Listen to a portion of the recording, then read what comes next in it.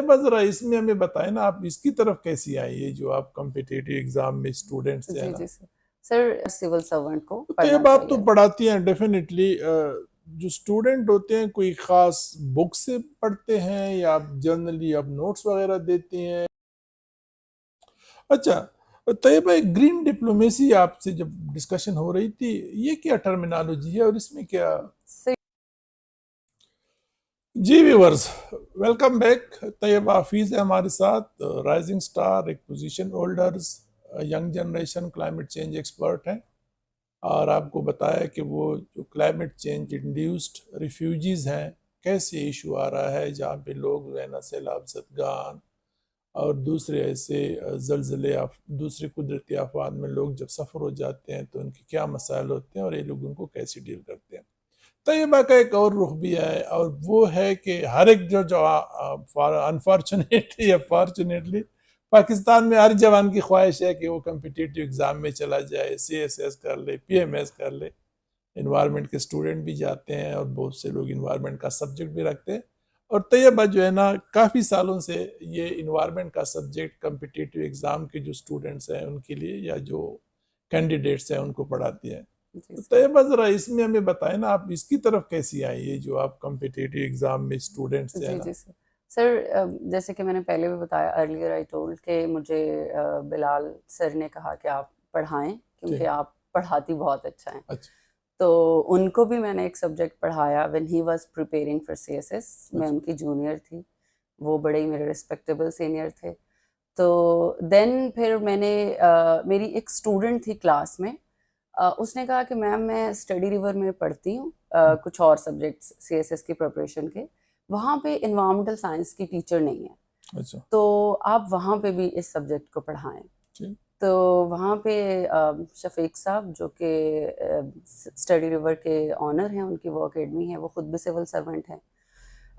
उन्होंने सर से बात की और फिर सर ने मुझे अप्रोच किया, देन मेरा इंटरव्यू हुआ और फिर उन्होंने मुझे हायर किया। तो इन्वायरमेंटल साइंसेस का सब्जेक्ट एज अख्तियारी 100 मार्क्स का सब्जेक्ट है जी सर, 100 मार्क्स का ऑप्शनल और सब्जेक्ट है। ज्यादातर के सिर्फ इन्वायरमेंटल ग्रेजुएट्स रखते हैं या दूसरे भी जो है ना वो लोग भी सर रखते अभी हैं? तक तो इसमें कोई इस तरह से लिमिटेशंस नहीं थी। हम्म। एनवायरमेंटल साइंसेज का सब्जेक्ट कोई भी स्टूडेंट रख सकता है। नहीं, रख तो सकता है बट फ्रॉम योर एक्सपीरियंस जब आप अपनी क्लास को देखते हैं, ज्यादा डेफिनेटली जी जी, जिसका इन्वायरमेंटल साइंस है वो तो रखेगा, वो लेकिन तो बाकी रखेंगे। लोग भी रखते हैं। बाकी लोग भी सर इसकी तरफ बहुत ज़्यादा इसलिए अट्रैक्ट होते हैं कि इसके लिए आपको किसी स्पेसिफिक बैकग्राउंड की ज़रूरत नहीं है। अच्छा। कंपलसरी नहीं है कि अगर आपने साइंस सब्जेक्ट्स पढ़े हैं तो ही आपको इन्वायरमेंटल साइंस पढ़ सकते हैं। हाँ। इन्वायरमेंटल साइंस किसी भी सोशल साइंसेस के बैकग्राउंड का स्टूडेंट भी पढ़ सकता है। ये इसकी एक यूनिक करैक्टरिस्टिक्स है, अच्छा। क्योंकि जो फेडरल लेवल पे, FPSC लेवल पे एनवायरमेंटल साइंसेस का सिलेबस डिज़ाइन हुआ है, वो एक सिविल सर्वेंट के लिए डिज़ाइन हुआ है, अच्छा। जिसमें आपने सोशियो इकोनॉमिक इश्यूज को भी एंगेज किया है, ठीक जो ठीक। कि क्लाइमेट चेंज और एनवायरमेंटल डिग्रेडेशन की वजह से अराइज होते हैं। तो वो एक सिविल सर्वेंट को ये एस्पेक्ट पढ़ाना चाहते हैं कि अगर आपने सोशियो इकोनॉमिक इश्यूज को रिजॉल्व करना है या एनवायरमेंटल पॉलिसीज बनानी है तो आपका एक बैकग्राउंड हो। सो इसको हम एक सोशल सब्जेक्ट के तौर पे भी देखते हैं। तो कैसे लगता है आप, और पीरियड आपके तो पुराने जो स्टूडेंट है जिनने पढ़ा है, मार्क्स का कैसे मार्क्स सर आते ये हैं? बहुत स्कोरिंग सब्जेक्ट है, इसमें मेरे स्टूडेंट्स 80+ मार्क्स भी लेते हैं, अच्छा, 80+। 92 मार्क्स भी हैं। अगर आपको मैं एनालिसिस बताऊं पिछले कुछ सालों का, तो जो टॉप 10-15 स्टूडेंट्स होते हैं क्वालिफाइड सिविल सर्वेंट्स, ठीक। उन सब के जब आप सब्जेक्ट्स देखते हैं तो उनमें इन्वायरमेंटल साइंसेस ऑप्शनल सब्जेक्ट अच्छा, आपको ये तो नजर बड़ा आता है। हमारे जो है ना खुशकिस्मती समझे इस सब्जेक्ट जी की। जी सर। ज़ाहिर है सिविल सर्वेंट आगे फिर आपके मुल्क की बागडोर संभालते हैं और अगर बिल्कुल ऐसे सर। इन्वायरमेंट से इसी अर्ली एज में वो थोड़े बिल्कुल से जो है ना फेमिलियर हो बिल्कुल। और तो ये इसका काफ़ी सिलेबस सर बहुत अच्छे से डिजाइन हुआ है। इसमें आप सस्टेनेबल डेवलपमेंट के इश्यूज पढ़ते हैं, अच्छा। Population explosion, food insecurity, deforestation, desertification, global warming, ठीक क्लाइमेट ठीक। Change, environmental impact assessment, environmental management, environmental policies, environmental governance, ये इन सारे बायोडाइवर्सिटी लॉस, इन सारे इश्यूज की वजह से ये सिर्फ इन्वायरमेंटल सब्जेक्ट नहीं है, अच्छा। इट्स अ सोशल सब्जेक्ट जो कि हर सिविल सर्वेंट को तो पढ़ना तैयब आप तो चाहिए। पढ़ाती हैं डेफिनेटली, जो स्टूडेंट होते हैं कोई खास बुक से पढ़ते हैं या आप जनरली आप नोट्स वगैरह देते हैं या उनको टॉपिक्स देते हैं? आजकल तो गूगल वगैरह पे उस सर पे भी जो काफी मेरा सारे। मेथड है उसमें ये है कि मैं एक टॉपिक डिलीवर करती हूँ जी। और उस पे अपने हैंड रिटन नोट्स अपने स्टूडेंट्स को प्रोवाइड करती हूँ, अच्छा। जिनको कंपाइल करके मैंने अब एक बुक प्रिपेयर की है। अच्छा। ऑल्दो उसको मैंने पब्लिश नहीं करवाया, ठीक। बट मैं अपने स्टूडेंट्स को वो सारी मेरी कंपाइलेशन है जो कि मैंने डिफरेंट रिसर्च पेपर से, बुक्स से, आर्टिकल्स से और अपनी जो स्टडी है उसमें इन्वॉल्व करके इंक्लूड करके एक कॉम्प्रिहेंसिव बुक जो है वो मैंने बनाई है जो मैं अपने स्टूडेंट्स को देती हूँ। अच्छा। इसके अलावा जब आप कोई टॉपिक प्रिपेयर करते हैं तो आपने उस टॉपिक के रेलिवेंट आर्टिकल्स पढ़ने होते हैं।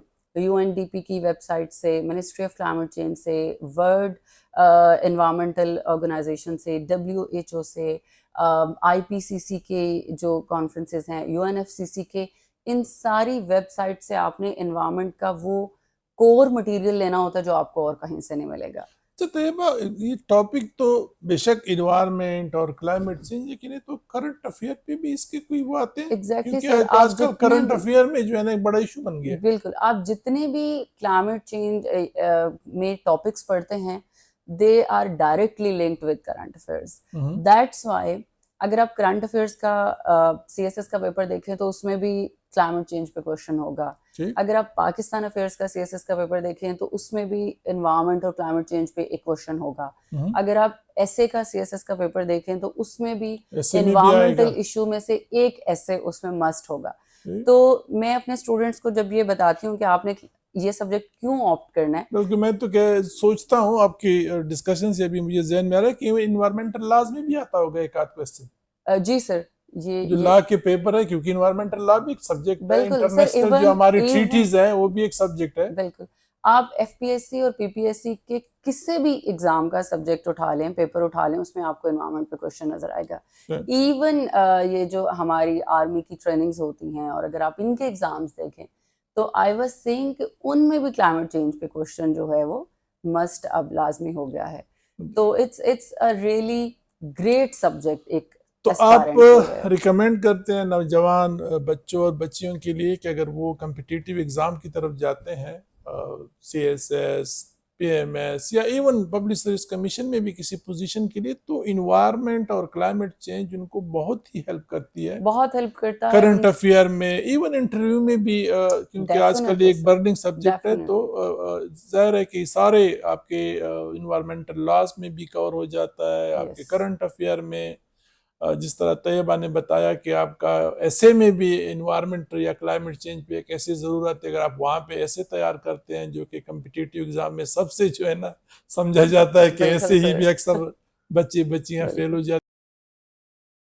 अच्छा, तैयबा, एक ग्रीन डिप्लोमेसी आपसे जब डिस्कशन हो रही थी, ये क्या टर्मिनोलॉजी है और इसमें क्या? सर ये राइट नाउ वो कंट्रीज जो क्लाइमेट चेंज से डायरेक्टली इम्पैक्ट हो रही हैं, मोस्ट वल्नरेबल कंट्रीज, वहाँ पे भी and across the world globally green diplomacy foreign policies में एक नई एडिशन है ठीक। Which is very important in the modern era.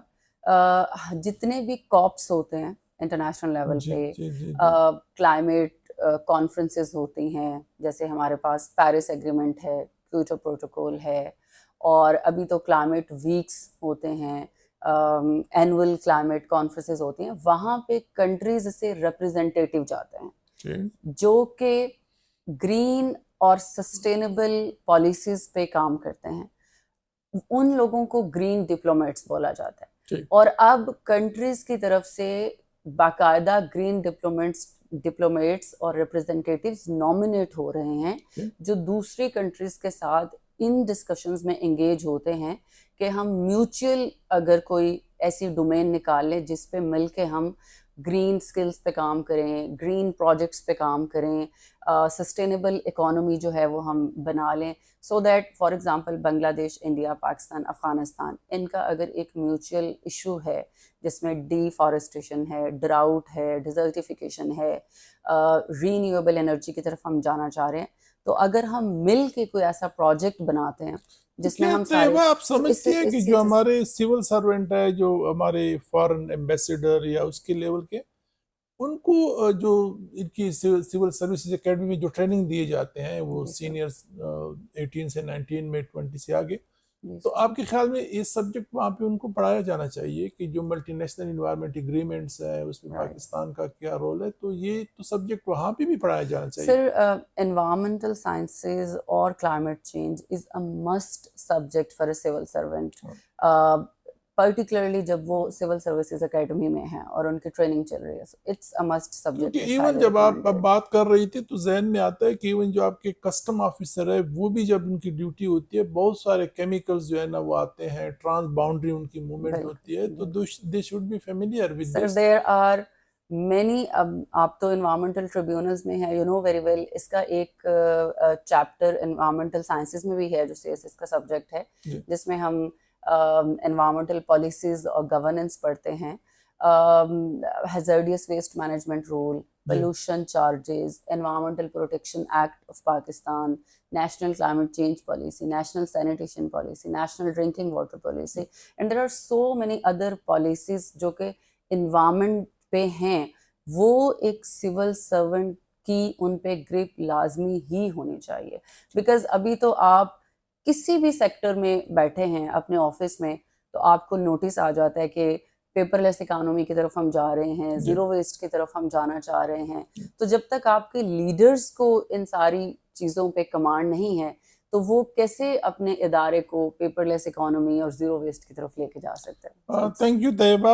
Viewers, आपने देख लिया कि जो न सिर्फ दोज स्टूडेंट्स जो कि या दोज कैंडिडेट्स आप कहें, दोज इंस्पायरेंट आप कहें जो कि कम्पिटिटिव एग्ज़ाम में बैठना चाहते हैं, उनके लिए कितना एक अहम सब्जेक्ट है इन्वायरमेंट और क्लाइमेट चेंज का। जिस तरह तैयबा ने बताया कि अच्छे मार्क्स आते हैं, 92 तक मार्क्स आते हैं, 92% बहुत हायर मार्क्स हैं।